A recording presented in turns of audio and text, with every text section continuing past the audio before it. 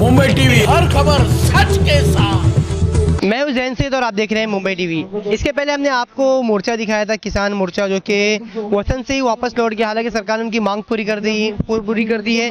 मैं इस वक्त मौजूद हूं मुंबई के आज़ाद मैदान में। यहाँ पर एक आदिवासियों ने मोर्चा निकाला है ज़मीन को लेकर, जो उनका अधिकार है वो मांगते हुए ये मुंबई आए हुए हैं। हालांकि ये डायरेक्ट आए हुए हैं मुंबई, क्योंकि सरकार को ये एक इशारा देना है। इसके बाद में ये पूरे महाराष्ट्र के अलग अलग जिलों से पैदल मोर्चा लेकर आएंगे, ऐसा इनका कहना है।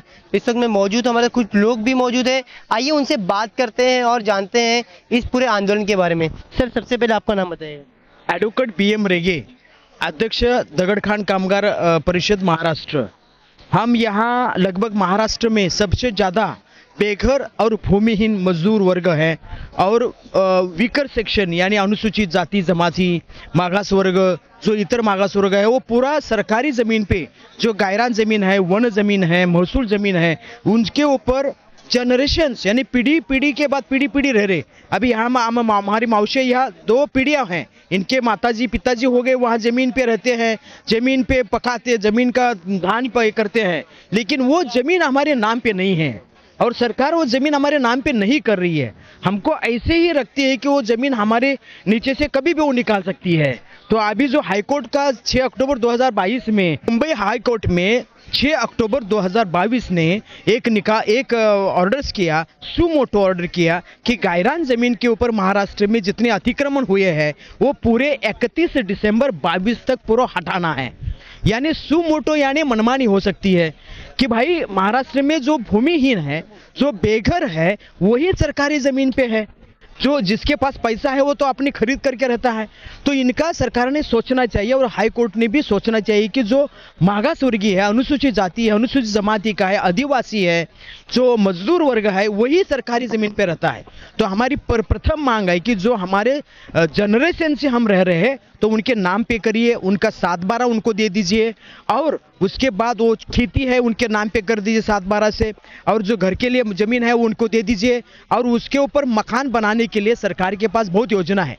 सुनिए, प्रधानमंत्री जी ने 2022 में सभी को घर देने का आश्वासन दिया है। अभी 2022 में सभी को तुम लोग मकान नहीं दे रहे हैं और 50 लाख महाराष्ट्रियन लोगों को आप बेघर कर रही है। तो आपका पंतप्रधान मोदी जी का 2022 का ड्रीम कैसा पॉसिबल, ये कॉन्ट्रडिक्शन है। तो हमारा ये जो आज़ाद मैदान में अभी पूरे महाराष्ट्र से कहीं ना कहीं आपका ये कहना है कि जो मोदी जी का सपना है उसका उलट हो रहा है, क्योंकि महाराष्ट्र में अभी बीजेपी की सरकार है। चाहे सरकार किसी की भी हो, मगर हम देखते हैं अक्सर वो आदिवासी हो, मजदूर हो, निचले वर्ग के लोग हो, पिछड़े वर्ग के लोग हो, वही परेशान होते हैं, वही मोर्चा लेके आते हैं। कहीं ना कहीं अभी हाल ही में जो किसान मोर्चा निकला था उसमें एक की डेथ भी हो गई थी। हालांकि सरकार ने उनकी मांग तो मान ली है, मगर इसी तरह आपने भी एक इशारा करें सरकार को। और जो प्रधानमंत्री का सपना है, जैसे कि अभी कह रहे थे 2022 में उनको जो सबका घर होना चाहिए, इस तरीके से प्रधानमंत्री की जो योजना है, मगर जो अभी जिस तरीके से सरकार कर रही है कई लोग उसमें बेघर हो जाएंगे। तो क्या लगता है आप? तो हमको लग रहा है जी प्रधानमंत्री जी का जो धोरण है वो वही बहुत सही है, लेकिन वो धोरण को अमलबजावनी करने वाली प्रशासकीय यंत्रणा है और जो स्टेट गवर्नमेंट है वो उनके खिलाफ ही कार्रवाई कर रहे हैं। हमको लग रहा है तो हम वो इसको एक्सेप्ट नहीं कर रहे हैं कि सभी को ज़मीन और सभी को मकान मिलना ही चाहिए और बेघर बिल्कुल नहीं करना चाहिए। और ये हमारा खाली इशारा मोर्चा आज़ाद मैदान पे है। इसके बाद लाखों के संख्या में और हमारे आदिवासी, दलित, मागासवर्गीय, भूमिहीन, बेघर, कष्टकरी वर्ग रास्ते पे उतरेगा और सरकार को दिखाएगा कि भाई हमारा जीव जाईल पण जमीन सोडणार नहीं, यानी जान जाएगी तो भी हम जमीन नहीं छोड़ेंगे। इस तरह का आज इशारा हम महाराष्ट्र सरकार को आज़ाद मैदान से दे रहे हैं। तो जो आपकी अभी नेक्स्ट स्टेप रहेगा, जैसे कि आपने कहा कि लाखों की संख्या में मुंबई में आएंगे, तो उसका कुछ डेट वेट कुछ वो हम ये अप्रैल, आज 5 बजे का टाइम है। हाँ जी, हम एक महीना लगभग सरकार को दे रहे हैं। अप्रैल एंड तक सरकार ने डिसीजन लेना चाहिए। 1 मई है, कामगार दिन है और महाराष्ट्र भी दिन है।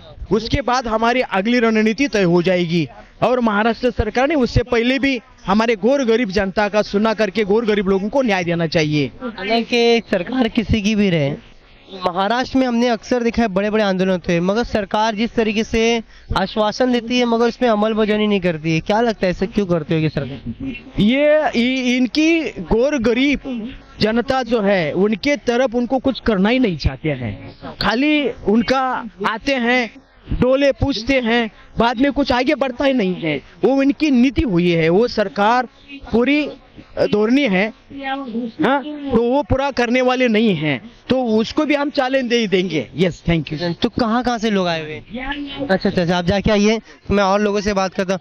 मुझे तुमचं नाव सांग. माझं नाव चंद्रभागा ज्ञानोबा वाघमारे. काय हो आप?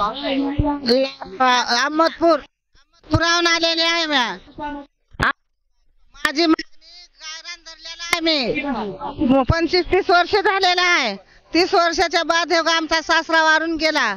आमचे मालक काम करते ज्ञानोबा वाघमारे, त्याच्यामध्ये खसून खाता जमीन आमच्या नावावर पाहिजे तर, म्हणून आम्ही त्याच्यासाठी मागणी मागण्यासाठी हा काम करून आम्ही खसून गेलेले आहोत. खडक फोडून माती टाकून डोक्यावर माती टाकली.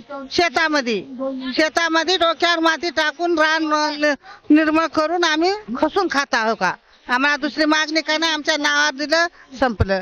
लेकरा बाळाला नोकरी नाही, शाळा शिकून सनी बसला फेल झालं, कोणचं 9वीला झालं, कोणचं 10वीला झालं.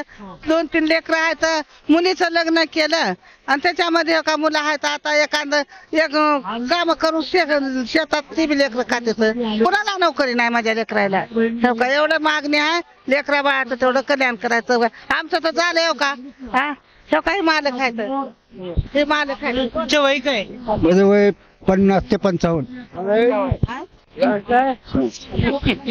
काय सांगणार काय? आमची मागणी, मी शेती करता, मला शेती आवडते. मी गायरान धरलंय. मी गायरान मध्ये नावावर झालं नाही. मला शेतीचं उत्पन्न काढायचा नाद आहे. शेतीमध्येच राहतो मी. तो कहीं ना कहीं आप देख सकते हैं यहाँ पर ये लोग पूरी तैयारी में आए हुए हैं, जो रोटी और खाने वाने को सब सामान लेकर आए हुए हैं. जो शेतकरी है लोग हैं, ये लोग आप देख सकते हैं.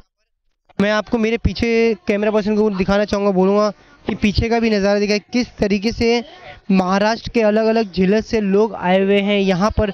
जो उनका अधिकार है वो मांगने के लिए यहाँ पर बैनर भी लगा हुआ है. ज़मीन उनका अधिकार है तो ज़मीन उन्हें मिलना चाहिए, जो ज़मीन सरकारी है वो ज़मीन हमारी है, इस तरीके का उन्होंने स्लोगन दिया हुआ है.